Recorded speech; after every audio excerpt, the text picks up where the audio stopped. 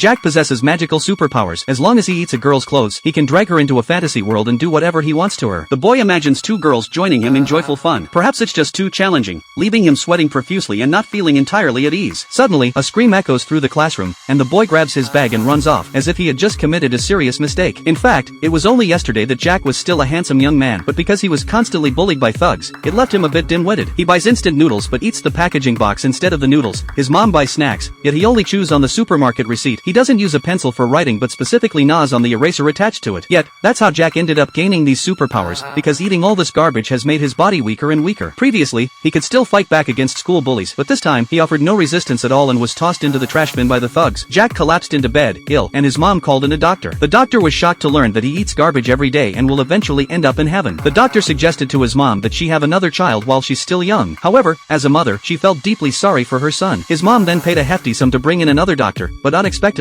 as soon as the doctor's hand touched Jack, the doctor was immediately struck down. He coughed up a whole cigarette, lost control of his bladder and bowels, his eyes bulged wide, and he collapsed on the spot. Yet Jack miraculously recovered and, from that point on, seemed like an entirely different person.